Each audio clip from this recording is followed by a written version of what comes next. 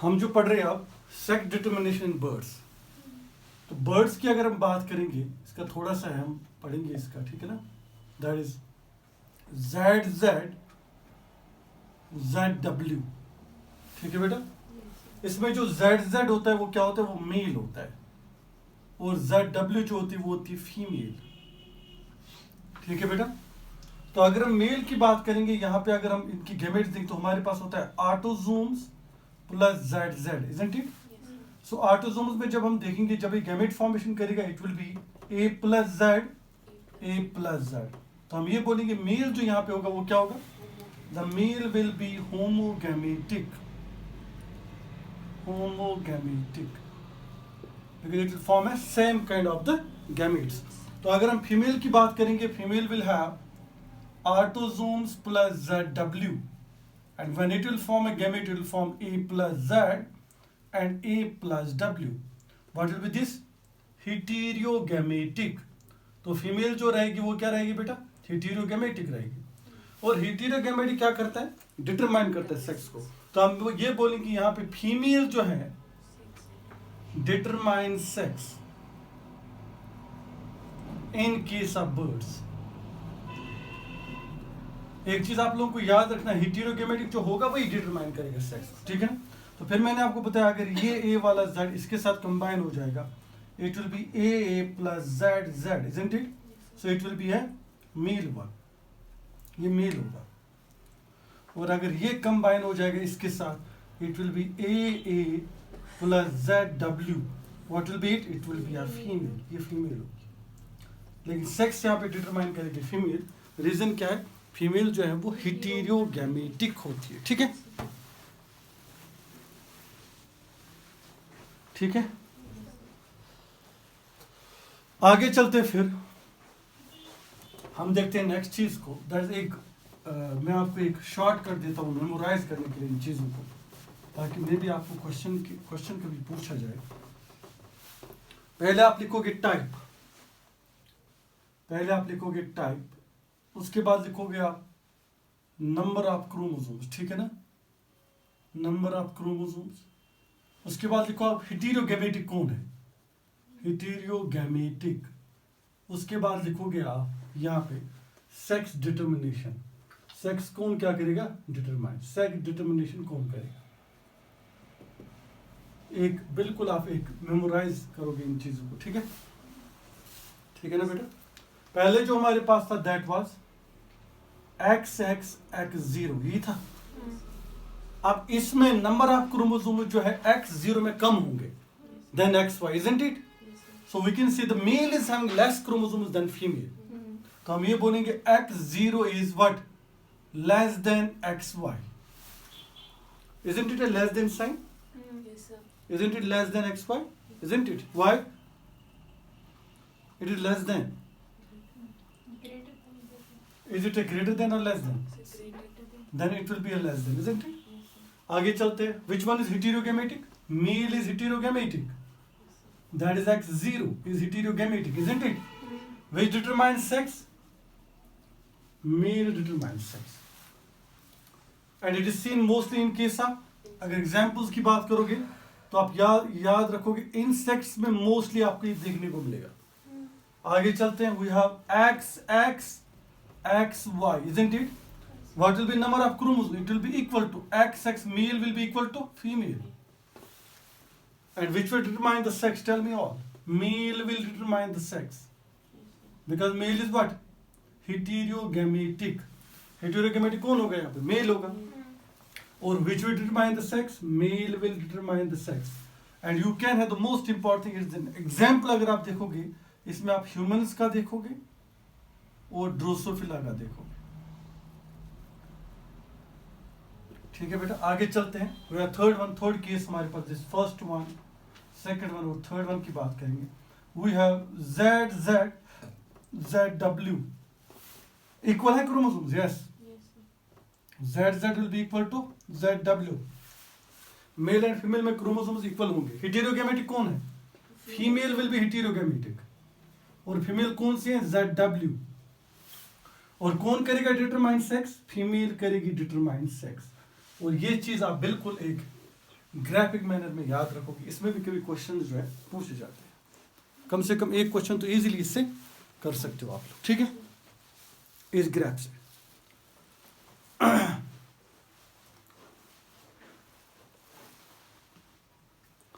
और एक तरह की सेक्स डिटर्मिनेशन है हमारे पास, दैट इज कॉल्ड एज हैप्लोडिप्लॉइडी।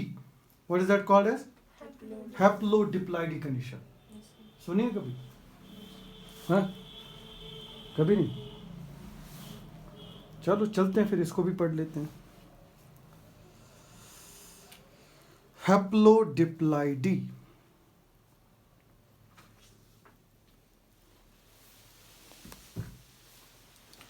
वो भी एक तरह की सेक्स डिटर्मिनेशन है। इसको मैं करूँ रहा हूँ? चलो ठीक है, फिर आगे चलते हैं।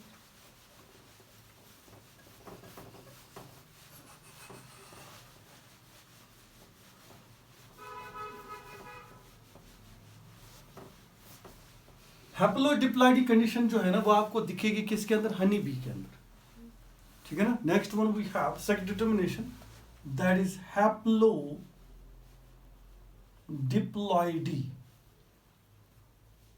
Sex determination.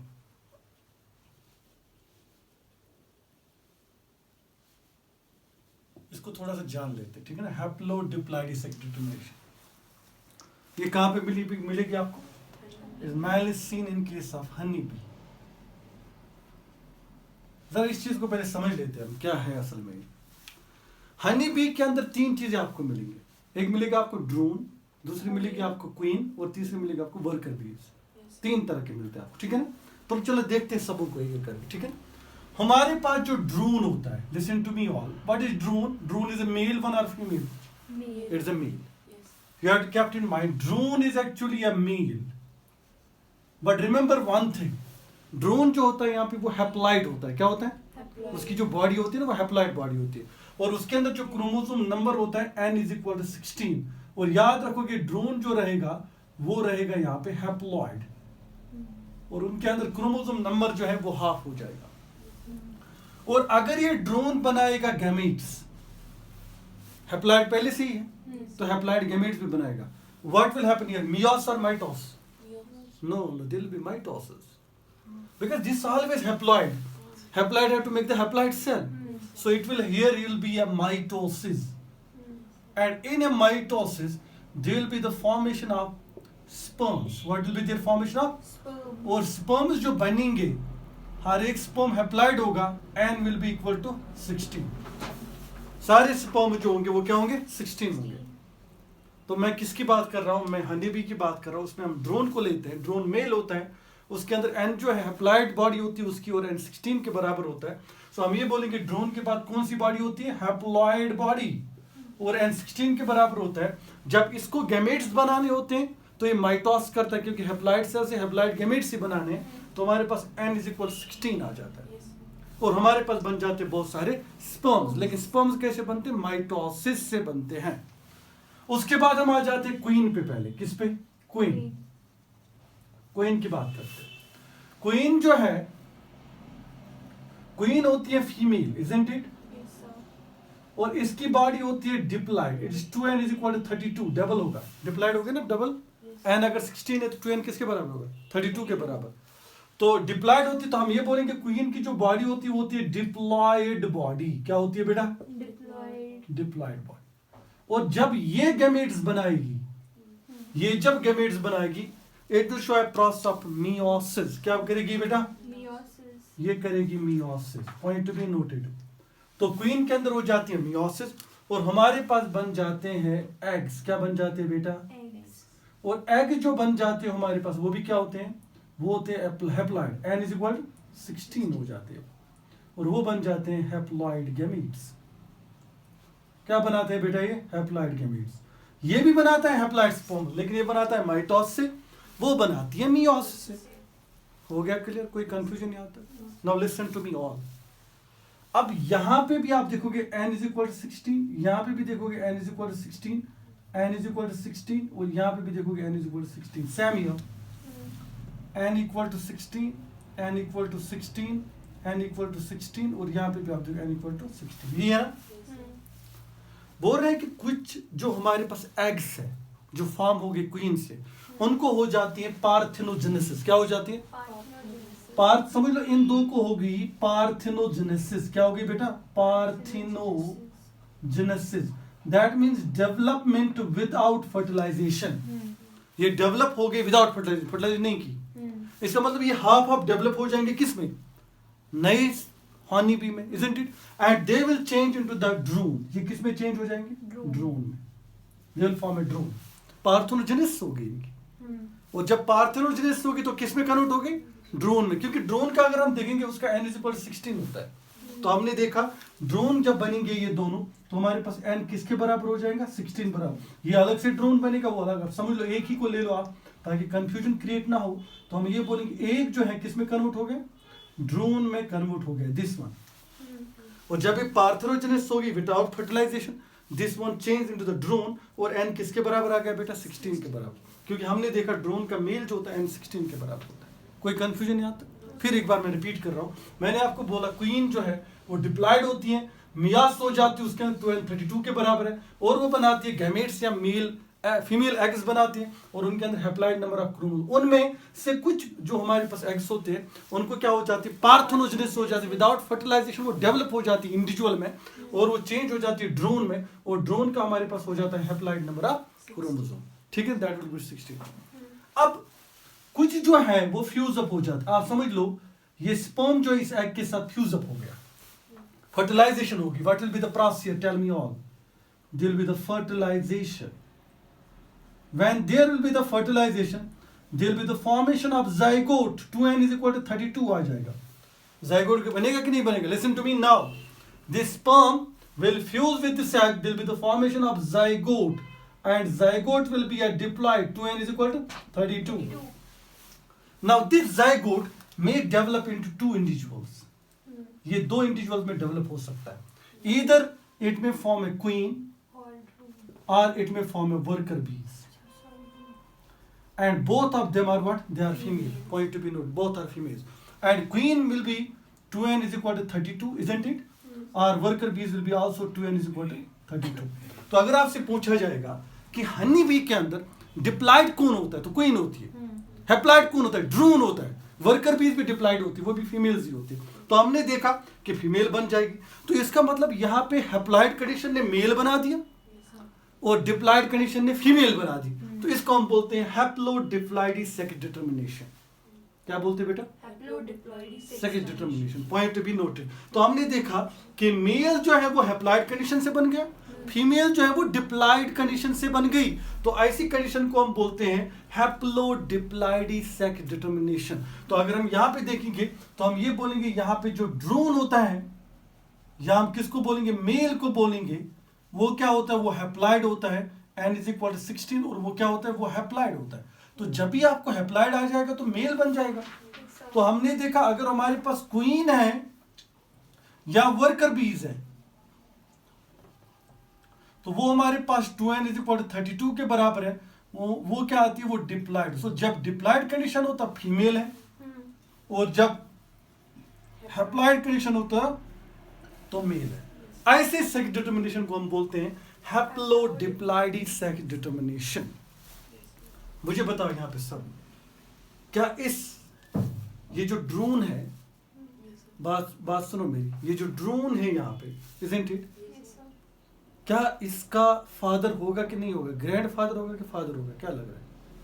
क्योंकि ये ड्रोन जो अगर आप देखोगे ये कहां से आ गया? ये मदर से आ गया, isn't it? comes from the mother।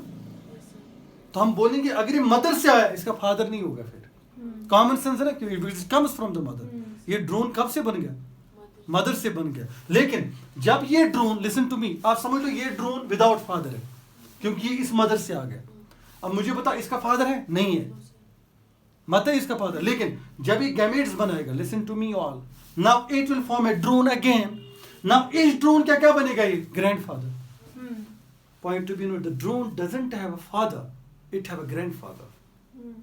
Point to be noted. The drone doesn't have a father. It have a what? Grandfather. Drone का हमेशा क्या होता है? फादर नहीं होता, ग्रैंडफादर होता है। क्यों? क्योंकि मदर से तो बनता है ना। लेकिन जो मदर वो जो मदर फॉर्म होगी वो फादर से बनी होगी। Like this, you will see.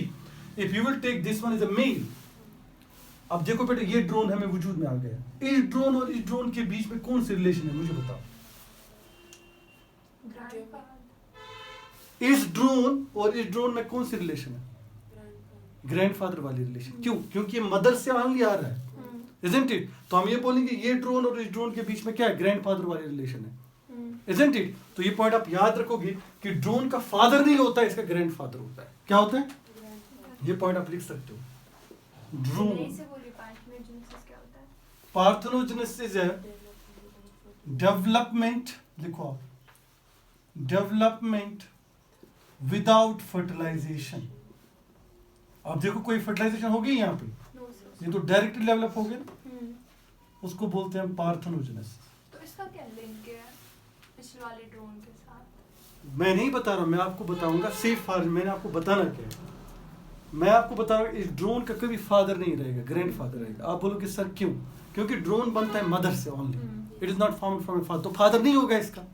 लेकिन जो वहां से पहले आई होगी क्वीन, आया समझ में, और जो वहां से क्वीन से आ जाया होगा कौन? Queen and what this worker बीस, वो बने होंगे ना मेल एंड फीमेल से। तो हम ये बोलेंगे ये ड्रोन एंड ये क्वीन, समझ लो आप, इजंट इट? अब क्वीन से डायरेक्टली बन रहा है कौन? ड्रोन। इसका मतलब ड्रोन का क्या होगा? ओनली मदर होगी, फादर नहीं होगा इसका। लेकिन इस ड्रोन और इस ड्रोन का होगा ग्रैंड मदर वाली, ग्रैंड फादर वाली रिलेशन। ये पॉइंट मैं समझा रहा हूं। Drone doesn't have father, it have mother and grandfather.